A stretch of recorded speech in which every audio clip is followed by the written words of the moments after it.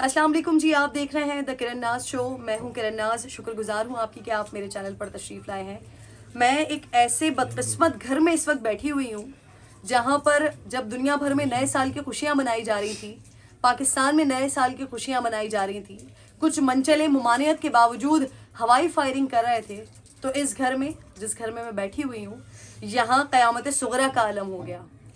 एक छोटा सा मासूम सा प्यारा सा अली रज़ा अपने बाबा के साथ घर के बाहर खड़ा हुआ था और अचानक एक अंधी गोली आई, उसके सर में लगी। माँ बाप को नहीं पता चला कि ये गोली लगी है।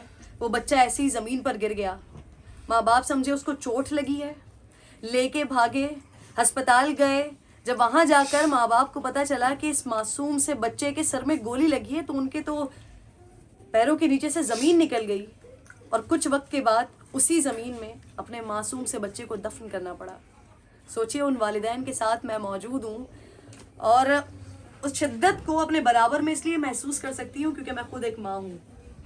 और जब एक माँ तड़प रही है, बिलख रही है, अपने बच्चे के चेहरे को देख देख कर चूम रही है, तो सोचिए कि उस माँ का दिल किस तरह से फट रहा होगा, जिसने इतनी तकलीफ से पहले अपनी औलाद को दुनिया में लेकर आई और उसके बाद 12-13 साल उसने मेहनत की उसको एक अच्छा शहरी बनाने के लिए, एक अच्छा इंसान बनाने के लिए, एक अच्छी औलाद बनाने के लिए, और किसी की चंद लम्हों की तस्कीन, चंद लम्हों की लज्जत के लिए वो मासूम बच्चा इस दुनिया से चला गया। पहले शाहिद भाई मेरे साथ मौजूद हैं जो कि अली के बाबा हैं। शाहिद भाई, मेरी तरफ से, मेरे लोगों की तरफ से ताज़ियत कबूल कीजिएगा।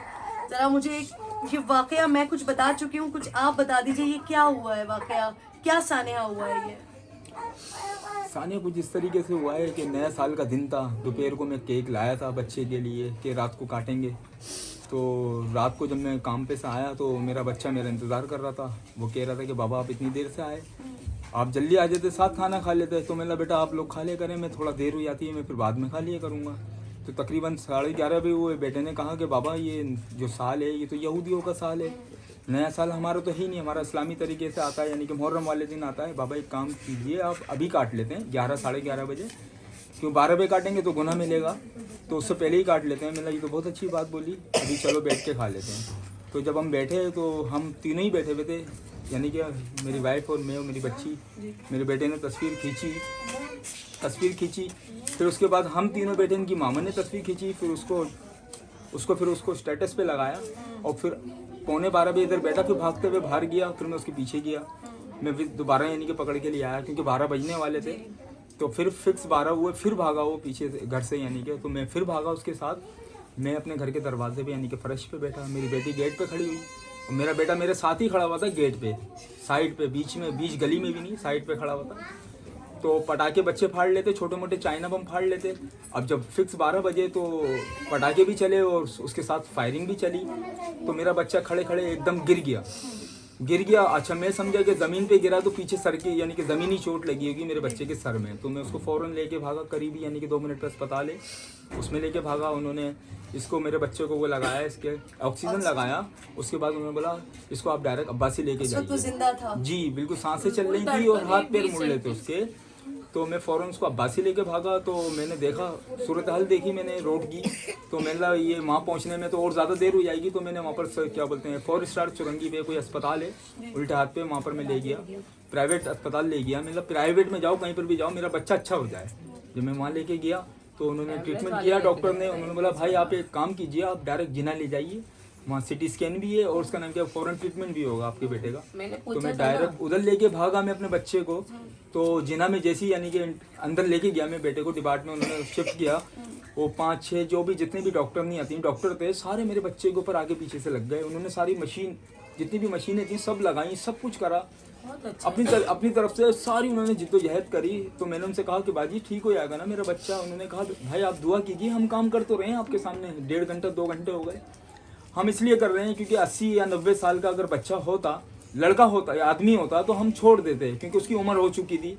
आपका बेटा 12 साल का है, इतना मासूम है, हमें खुद रोना आ रहा है। हम इसलिए पुश कर रहे हैं, इसलिए यानी कि ट्रीटमेंट कर रहे हैं कि हो सकता है इसकी सांसें आ जाएं। तो मेरा बाजी कंटिन्यूज करते रहिए आप, यानी कि बस मेरा बच्चा अल्लाह के हुक्म से ठीक हो जाए। तो मेरा बच्चा ठीक नहीं हुआ, उसके पैर में, अंगूठे में उसके पट्टी बांधी, उसके सर में पट्टी बांधी, बोले आपका बच्चा एक्सपायर हो गया। फिर उन्होंने कहा कि आप अभी नहीं ले जा सकते जब तक इसका सिटी स्कैन नहीं होगा, क्योंकि हमने सारी कोशिशें कर ली लेकिन आपके बच्चे का पता नहीं चला। लेकिन सिटी स्कैन करेंगे तो उसके बाद पता चलेगा, आप जब तक नहीं ले आइएगा तब तक हम सिटी स्कैन नहीं कर लें। उन्होंने सिटी स्कैन किया बच्चे का, तो जब सिटी स्कैन जब देखा गया, जब वो लेके आए उसको देखा गया सिटी स्कैन को, तो उसके अंदर बुलेट्स यानी कि जो गया है ऊपर हवा में फायरिंग हुई है, उसको जो रिटेन जो बुलेट्स आता है वो इस जगह पे मेरे बेटे के घुसा है, घुस के इधर हड्डी से टकरा के इधर बैठ तो गया। यहाँ कोई निशान वगैरह नहीं निशान था भी जिससे है, पता निशान चला? भी है, गड्ढा है। तो फिर डॉक्टर्स को पता नहीं चला? डॉक्टर्स को पता नहीं चला, वो ये 2 मिनट पे गए, उन्होंने गर्म पट्टी बांध दी कि खून यानी कि और मजीद यानी कि चले नहीं और हवा नहीं लगे, तो इसलिए उन्होंने पट्टी बांध दी गर्म। जब उन्होंने हटाई तो फिर उन्होंने सही तरीके से देखा मेरे बच्चे के बाल खोल के, तो एक बारीक सा निशान था। वो बता रहे हैं डॉक्टर के जब आती है रिटर्न गोली गर्म जो होती है ना, लाल होती है बिल्कुल, जब वो घुसती है ना तो छोटा सा सुराग होता है, जब वो ऐसे घुसी है ना तो ऐसे आके हड्डी से ऐसे बैठ गई। मेरे बच्चे की आंखें खुली की खुली रह गई, पुतलियां खुली की खुली रह गई, और जब 3-4 घंटे हो गए मैंने बेटे की पुतलियों पे हाथ लगाया और ठंडी हो चुकी थी। मेरा बच्चा तो चले गया, इन्होंने नया साल मना लिया और मना के सो गए, लेकिन इन्होंने ये नहीं सोचा कि हमारी गोलियों से किसी गरीब की किसी की भी जान चली जाएगी, उसके घर में मातम बिछा होगा, वो क्या कर रहा होगा। आपकी रातें काली हो गई। कैसे ये माँ, इस माँ का चेहरा देखें, इस माँ को गौर से देखें, इसकी तकलीफ को महसूस करें। जो लोग अपनी उस रात को खुशियों भरी मनाकर फायरिंग करके आतिशबाजियां करके सो गए, क्या वो सोच सकते हैं कि इस माँ की रातें काली कर दी हैं? ये माँ सोच रही है कि औलाद कब कैसे वापस आएगी। किसी को महसूस हो रहा है कि ये माँ किस कदर अजियत और तकलीफ में है। जरा दिखाइएगा ये तस्वीर खींच दी आपने। ये इतना प्यारा सा बच्चा, क्या इसका चेहरा देख के किसी को ऐसा महसूस होता है कि इसको जाना चाहिए था अभी? वो कि जिंदगी और मौत अल्लाह रब्बुल जलाल के हाथ में होती है, लेकिन फिर भी क्या इस तरह से मरना इस बच्चे का हक था? जिस तरह से आप लोगों की छोटी सी खुशियों की वजह से, गफलतों की वजह से, एक चीज जो मना है उसको बावजूद मना होने के करने से ये मासूम बच्चा चला गया। इस माँ की हालत देखी है। यकीनन जो अली रज़ा के बाबा बता रहे हैं कि हम वहाँ पर अस्पताल वाले जो लोग थे, जो नर्सेस थी, जो डॉक्टर्स थी, उनको हम दुआएं दे रहे थे, लेकिन ये माँ उन तमाम लोगों को बद्दुआएं दे रही है आज तक। आज सोयम का दिन है इस बच्चे का, कल इस बच्चे को जमीन मनो मिट्टी तले दफनाया है। जाने से 5 मिनट पहले की मेरे बच्चे की तस्वीर, सिर्फ 5 मिनट एक लम्हे की। देखो केक काटा, आँख बंद थी ना, मुझे पता होती मैं डिलीट कर देती, नई तस्वीर उतारती, आँख भी खुली रहती मेरे बच्चे, मुझे नहीं पता मैं आँख बंद इसलिए आई थी, इसको मुझसे जाना था। 5 मिनट पहले की तस्वीर है ये। इस वाक़े से 5 मिनट पहले की तस्वीर है, ये देखिए जरा गौर से। इस वाक़े की 5 मिनट पहले की तस्वीर है। और इतना केक खा रहा था, खाता भी नहीं था। मैंने कहा ऑयली आइस केक है, सीना खराब हो जाएगा, नहीं खा ऑयली, नहीं खा। अभी भी केक बकाया रखा हुआ है। यार मामा मुझे दिल चाह रहा है। मैंने कहा नहीं आप नहीं खाओगे, आपको मैं कावा पिलाऊंगी। हाँ मैं नहीं पीता, चलो मैं चाय बनाती हूँ मैं आपके लिए। मैं सिर्फ ये प्लेट धोने गई थी, ये प्लेट देखी आपने, सिर्फ इतने में ये मेरा बच्चा चला गया। मेरा किसी के ही लम्हा मेरे बच्चे। किसको कसूरवार समझती हैं आप? मैं तो भाई ये कहती हूँ आप लोग ये असला खत्म करो ना, कसूरवार समझते हैं हम। ये असला खत्म होगा ना, इस पे सख्त पाबंदी। कोई गोली ले रहा कहाँ इस्तेमाल होगी, उसकी लिखत होना चाहिए, सही सही।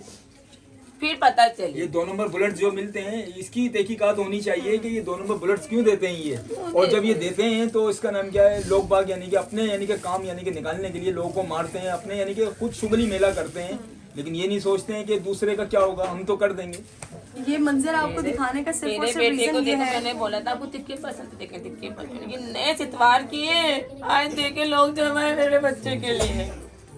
देख रहे ना, ये मैंने कपड़े दिए थे इनके, बोला था मामा गुड, आप ऐसी मदर है मेरी। ये मंजर आप लोगों को दिखाने की वजह और रीजन सिर्फ और सिर्फ ये है कि अल्लाह के वास्ते, खुदा के वास्ते ऐसी खुशियां ना मनाएं जो दूसरों के घर का सुख चैन छीन ले। अपना ख्याल रखिए, कमेंट ज़रूर कीजिएगा। उम्मीद करती हूँ सिंध हुकूमत से, पुलिस से कि इस फैमिली के साथ इंसाफ करेंगे और कुछ ऐसे जो कवानीन बने हुए हैं उस पर ऐसे अमल दरामद करवाएं कि दोबारा किसी और ख़ानदान को ये तकलीफ़ या अजियत सहनी ना पड़े, बर्दाश्त ना करनी पड़े। शुक्रिया।